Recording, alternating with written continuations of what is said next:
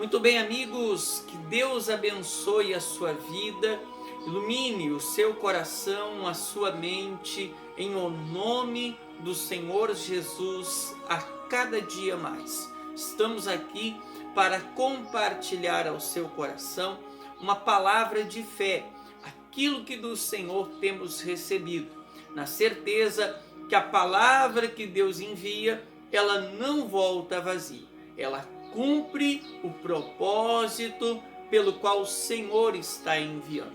O título da nossa mensagem fala sobre correspondendo o investimento de Deus em nós. Amém? Amigos, Deus, ele fez um grande investimento na humanidade. Primeiro, dando a vida, criando o ser humano.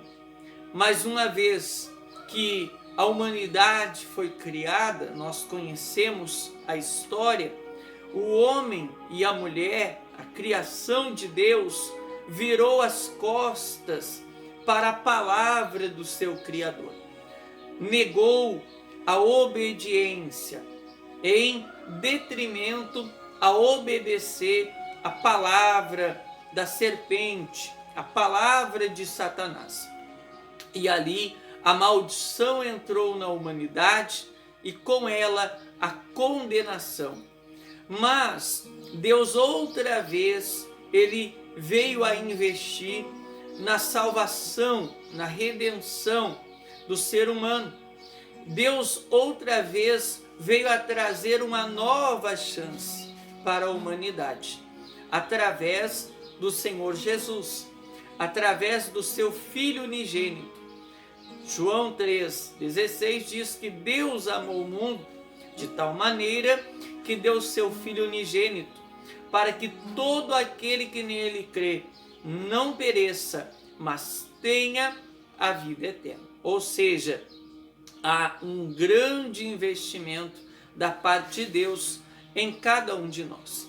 Porém, nem todos correspondem a esse investimento. Nem todos dão crédito. Nem todos tomam posse. E nem todos correspondem àquilo que Deus fez por todos nós. E é isso que nós vamos aprender pela palavra. A dar o quê? O retorno a Deus. A corresponder a Deus. Amém? Em nome de Jesus, corresponder o investimento do Senhor na nossa vida. Lá no livro de Hebreus, capítulo 6, as escrituras vão dizer assim no versículo 7 e 8, diz assim, porque a terra que embebe a chuva que muitas vezes cai sobre ela e produz erva proveitosa, para aqueles por quem é lavrada, recebe a bênção de Deus, mas a que produz espinhos e abrolhos é reprovada, e perto está a maldição, da maldição, e o seu fim é ser queimado. Então o texto sagrado está falando de maneira alegórica, ilustrativa. O Espírito Santo, ele diz, a terra, a pessoa que recebe a chuva, muitas vezes, continuamente, a chuva é o investimento de Deus na vida da pessoa. Então a pessoa que recebe a chuva, o investimento de Deus continuamente na vida dela, e essa pessoa corresponde, essa pessoa dá fruto, essa pessoa dá crédito, essa pessoa aceita a palavra que Deus envia e obedece, e abraça a fé, e segue a direção, segue o ensinamento, essa pessoa está correspondendo, essa pessoa está dando fruto, em nome de Jesus. E o texto sagrado diz que a pessoa que assim agir, ela vai receber a bênção de Deus, ela vai receber muito mais da parte de Deus. Por quê? Porque ela está correspondendo ao investimento do Senhor. É que nem aquela pessoa que está ali passando por uma luta na saúde, ou uma luta interna, né? Uma luta espiritual, sentimental, psicológica, qualquer área da vida dela. Porém, Jesus, ele envia a palavra, ele envia mensageiros e envia mensagens até essa pessoa. E ela começa a entender, ela aceita a palavra, ela recebe a palavra, ela começa a se levantar de acordo com aquilo que Deus tem ensinado, ela começa a se levantar na fé. Ela começa a enfrentar o mal no nome de Jesus. Ela está correspondendo o investimento de Deus. Porém, por outro lado, aquela pessoa também passando por uma luta, e Deus envia a palavra, Deus envia mensageiros, porém essa pessoa não se levanta, ela não toma uma posição, ela permanece rendida, ela permanece aceitando a derrota, o sofrimento, essa pessoa não está dando bom fruto. Ela não está correspondendo ao investimento de Deus e, consequentemente, ela aborta os planos de Deus para a vida dela. Ela não dá condições de Deus abençoá-la, muito mais. Ela não dá condições de Deus operar o milagre, porque ela não está crendo naquilo que Deus tem falado.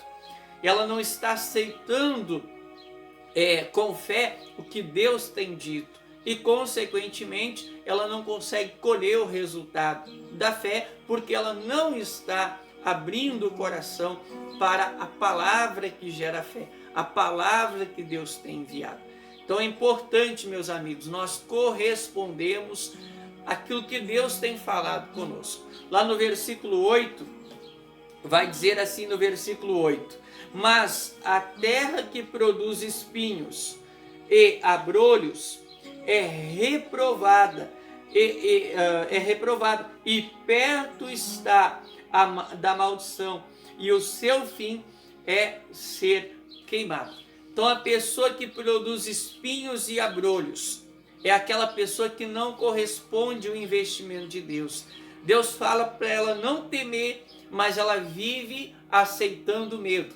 Deus fala para ela ter ânimo, ser corajosa, e ela vive cabeça baixa, vive derrotada, vive triste, vive entregue à tristeza. Deus fala que ela já está curada pelas feridas de Jesus, e ela vive declarando: a minha doença, a minha dor, a minha isso e a minha aquilo. Então a pessoa que produz espinhos, que produz abrolhos ante o investimento de Deus, é aquela que não corresponde o que Deus está falando, é aquela que não crê no que Deus está falando, é aquela que vive pelo que ela sente, pelo que ela vê, mas não por aquilo que Deus tem dito. E essa pessoa, ela está perto da maldição, porque ela não está caminhando para a bênção de Deus, ela não está caminhando de encontro ao milagre de Deus, ela está caminhando com as suas palavras, com a sua maneira de reagir ao que Deus fala. Ela está caminhando para a maldição, para o sofrimento, para um abismo maior ainda. Então cabe a nós aprendermos a corresponder o investimento de Deus para que possamos viver os milagres do Senhor. Corresponder dando crédito à palavra que Deus envia ao nosso coração. Amém, meus amigos? Lá no livro de João, capítulo 5, já ministramos essa palavra em alguns vídeos anteriores, mas eu quero focar só aqui no versículo 7. Aqui fala sobre o paralítico do tanque de Betesda. Ele estava há 38 anos ali, rendido àquela situação, né, esperando que algo acontecesse na vida dele, mas ao mesmo tempo ele não estava acreditando no milagre na vida dele. No versículo 7 vai dizer assim, ó, versículo 6: e Jesus, vendo este deitado, sabendo que estava nesse estado havia muito tempo, disse: queres ficar são? Aí ele disse: o enfermo respondeu: Senhor, não tenho homem algum que, quando a água é agitada, me coloque no tanque, mas enquanto eu vou, desce outro antes de mim.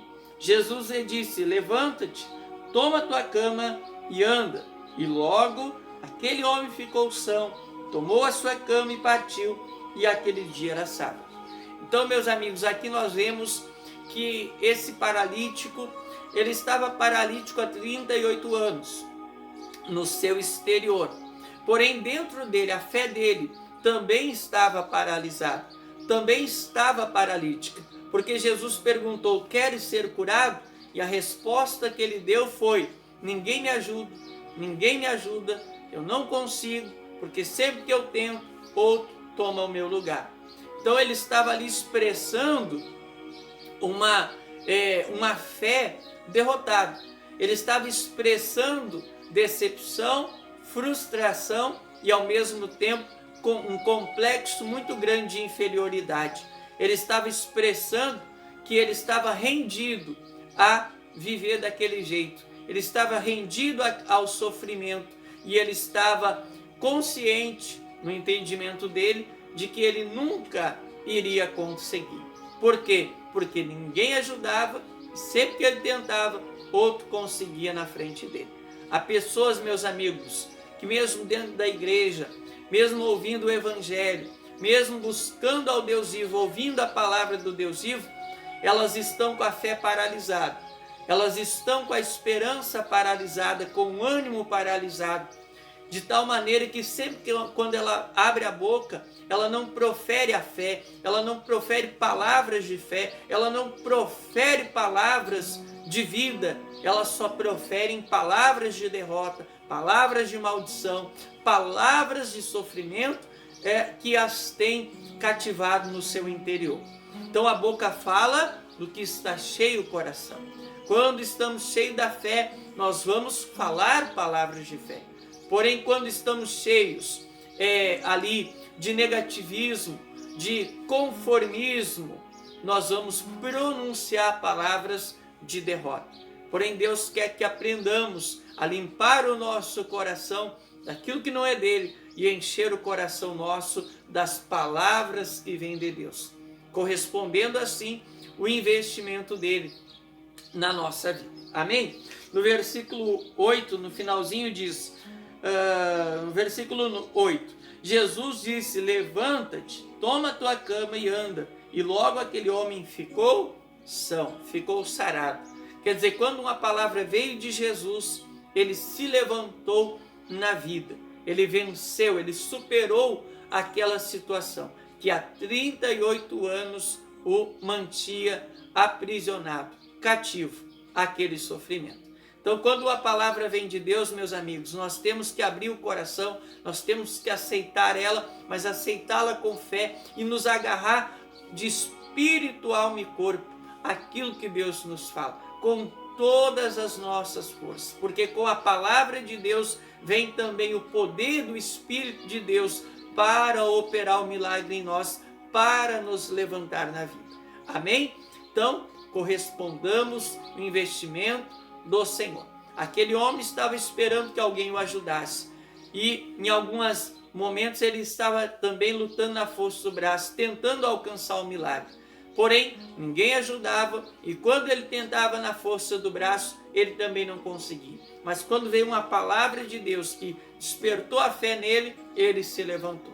Muitas das vezes a pessoa está dependente de medicamentos, ela está dependente da ajuda de outras pessoas, ela está tentando na força do braço fazer alguma coisa, resolver alguma coisa, mas nada dá certo. Porém, quando a gente recebe a palavra que vem de Deus, nessa palavra há o poder para fazer com que tudo venha a ser resolvido. Há o poder para nos levantar, há o poder para nos fazer prevalecer e até mesmo operar o milagre que necessitamos. Em nome do Senhor Jesus. Amém? Para nós terminar a mensagem, Lucas capítulo 22, versículo 39, vai dizer assim, ó: e saindo foi como costumava para o Monte das Oliveiras. Também os discípulos o seguiam. E quando chegou àquele lugar, disse: orai para que não entreis em tentação. E apartou-se deles cerca de um tiro de pedra. e pondo-se de joelho orava, dizendo: Pai, se queres, passa de mim esse cálice, todavia não faça a minha vontade, não se faça a minha vontade, mas a tua. E apareceu um anjo do céu que o confortava. Então Jesus estava ali naquela luta com a sua carne, ele estava em uma tremenda agonia, porque ele sabia que estava próximo a hora de ser crucificado, e ele orou a Deus, ele orou ao Pai, dizendo: Pai, se é possível, se há uma outra maneira de investir na salvação da humanidade que não seja passar pela cruz, então que o Senhor assim faça.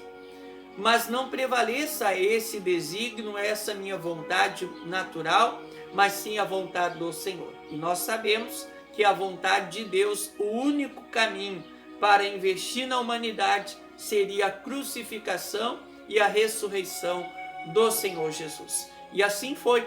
Mas aqui o que a gente vê? Deus envia anjos para consolar, confortar o Senhor Jesus, que estava ali como um homem, mas também como o único intercessor, mediador, salvador de toda a humanidade. E Deus Pai envia anjos para confirmar para ele que aquele era o caminho, aquela era a maneira que o Senhor iria estar investindo em toda a humanidade, na salvação desta. Então, o que a gente vê aqui? Há pessoas que dizem: mas foi feito trabalhos para destruir a minha vida, meu casamento, minha família, meus filhos, minha carreira, foi feito isso, foi feito aquilo. Aí eu pergunto para você, meu amigo, minha amiga, o que é mais forte? Aquilo que o mal fez ou aquilo que o Senhor Jesus fez para nos salvar? Porque se o mal fez para destruir, Jesus fez para nos salvar. Quem é mais forte? É Deus ou é Satanás?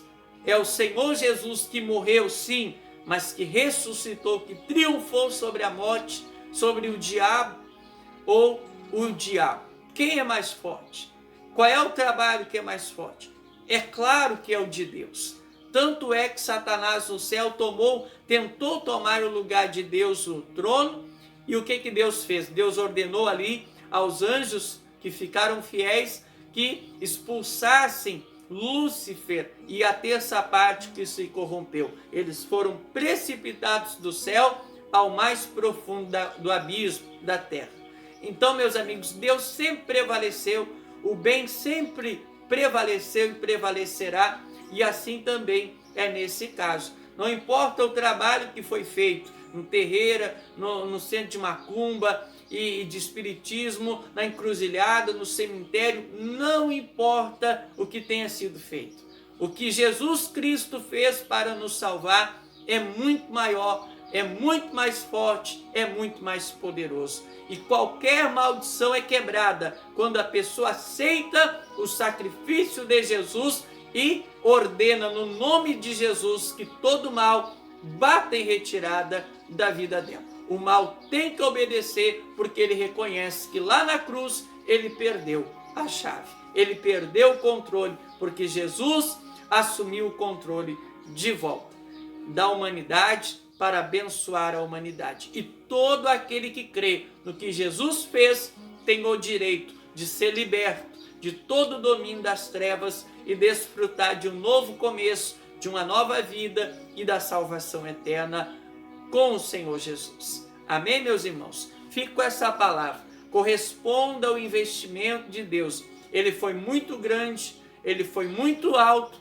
e ele foi por você, ele foi por mim, ele foi por nós. Agora, quem crê estará correspondendo. Quem não crê não vai estar correspondendo e vai estar impedindo de Deus fazer muito mais. Mas que cada um de nós venhamos aprender a dar condições, a cooperar com a vontade de Deus, dando condições dele nos abençoar a cada dia mais, no nome de Jesus.